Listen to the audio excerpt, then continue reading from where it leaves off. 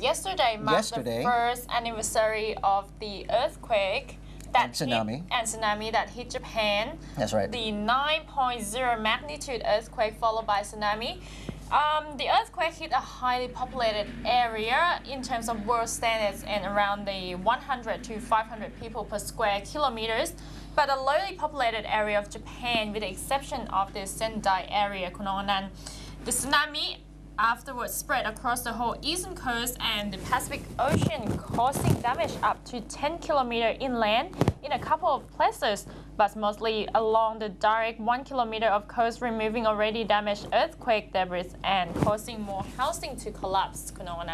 Well, let's recap a little bit on the incidents that happened last year, where it has caused a lot of death and missing people. With the large waves that came, we saw it on TV. It's really, really disaster. With the dead and missing, we have gathered a number that we have 16,273 dead people. Right. That's very tragic. And 3,061 missing, both contributing to a total of 19,334 casualties. That's quite a lot of number, and a lot of people affected by the earthquake and tsunami there. And people who are injured are separate. We have another number at 27,074 people. That's quite a lot as well. So the infrastructure damage, as of March the 10th, 2012, over 1.2 million buildings had been damaged by the tsunami and earthquake. And in addition, around 120,000 additional buildings have been either flooded with minimal damage or are non-dwelling buildings damaged, with many still to count. That's the latest numbers and figures we've seen. Okay, and for the economic loss, according to the earthquakereport.com, it released about $100 billion to $500 billion estimate total, with 70% coming from tsunami created just only after 70 minutes.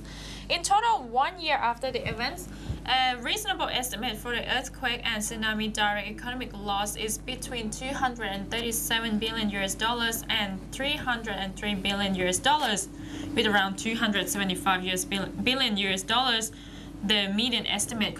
So in addition, around $65 billion direct damage occurred as a result of the power plant incident in the Fukushima Daiichi. Okay, so we commemorate for the tragic events that happened last year. Well, we didn't report yesterday because we didn't have a show. But so for today, we are thinking back of how Japan was suffering from the massive disaster by nature. Looking back 1 year ago. That's right. Well, now let's update on the EU situation, as French President Nicolas Sarkozy has threatened to pull France out of the European Union's covered visa-free Schengen zone unless the bloc makes progress on protecting EU borders from illegal immigration. Sarkozy said unchecked immigration would thwart Europe's ability to take in and integrate new entrants, putting strains on social safety nets from the most disadvantaged across the continent. Sarkozy stated the urgency that France can no longer accept being subjected to the shortcomings of Europe's external borders, calling reform the only way to avoid the implosion of Europe. If within the next 12 months no serious progress has been made, Sarkozy threatened to suspend France's participation in the Schengen Accords. Sarkozy also said EU nations that do not monitor their borders properly should be penalized along the lines of sanctions that Eurozone members can face if their state financing doesn't meet bloc-wide targets. The Schengen zone applies to all 27 EU member states except Britain and Ireland. The Schengen zone has been a banner EU achievement by making it easier for citizens to travel between its member countries. Some complain that it has also made it easier for illegal immigrants to cross the borders.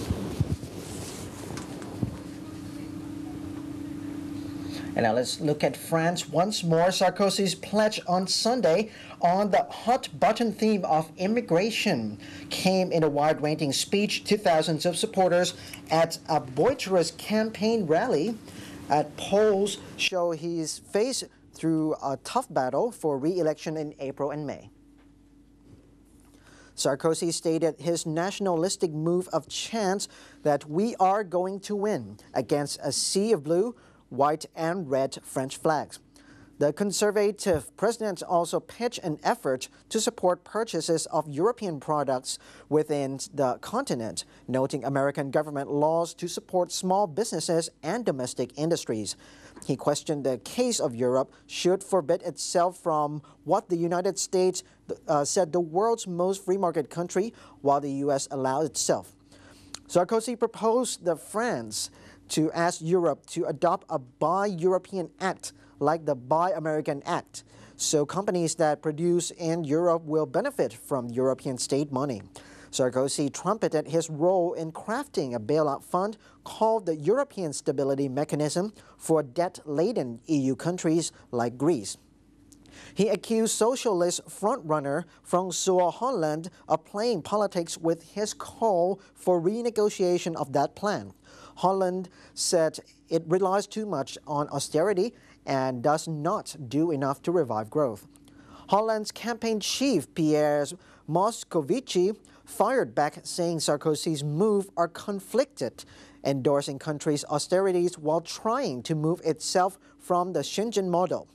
The Schengen zone applies to all 27 EU member states except Britain and Ireland.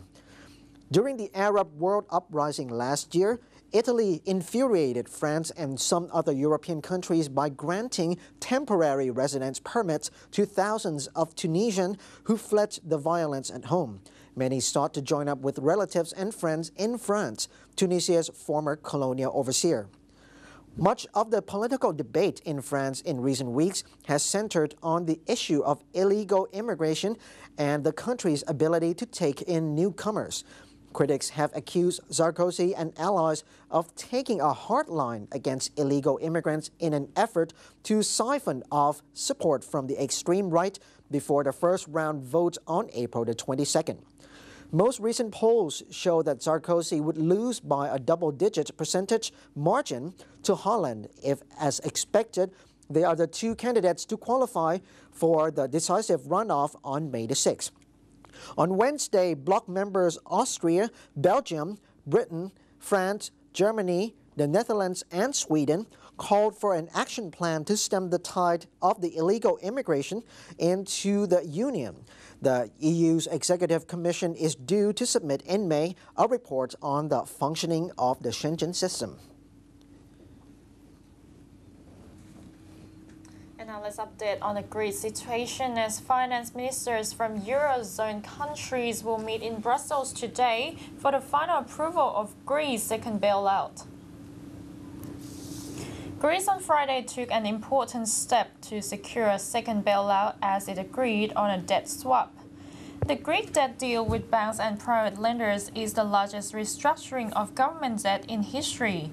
The debt deal is meant for Greece to receive its second bailout of 130 billion euros, or about 173 billion US dollars.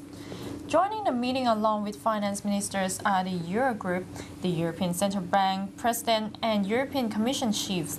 The president of the 17-nation Eurogroup, Jean-Claude Juncker, said the necessary conditions are in place to launch the relevant national procedures required for the final approval of its bailout. Well, there's a lot to discuss about the Eurozone this week, including the meeting due in Brussels. Today. And as well, we are coming back round to Thailand for a moment. For political uncertainty and external factors continue to pose the highest risk to Thailand's credit rating, according to the global rating agency Standard & Poor's. Tan Kim Eng, Senior Director and Analytical Manager for Sovereign Ratings in Asia Pacific, said it is very hard to predict Thailand's rating, as one thing that is specific for Thailand, if not for political uncertainty. Thailand's ratings may be higher because the other ratios are quite strong. Political stability seems to be of high concern for the country. S&P assigns BBB+ rating for Thailand's long-term foreign currency rating, with a stable outlook for the next 2 years. Its framework for sovereign foreign currency ratings consists of political, economic, external, fiscal, and monetary scores. Thailand's strengths extend from a solid external position, relatively well-developed financial markets, and low net general government debt. Tan said at the BBB+ level, it is not high because it is essentially lower than most of the other sovereign BBB+ category. However, the prolonged political uncertainties in the past 2 years have prevented Thai governments from pursuing necessary infrastructure investment for Thailand's long-term growth. Last year, devastating floods have made Thailand less attractive in the eyes of foreign investors that fear that another round of floods. The months-long flood took a heavy toll on Thailand's industrial heartland north of Bangkok, with many factories forced to close temporarily. To restore foreign investor confidence in Thailand, the government may need to assure them that the floods will not happen again, despite its hard efforts through its 300 baht plus billion package for the restoration of infrastructure and improvement of water management. Due to political uncertainty, it may not be implementing parts of the infrastructure projects.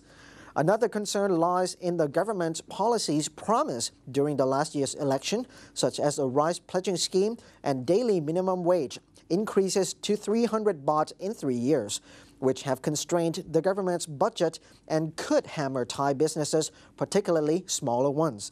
That may prompt the government's relief measure from them in the next few years, according to S&P.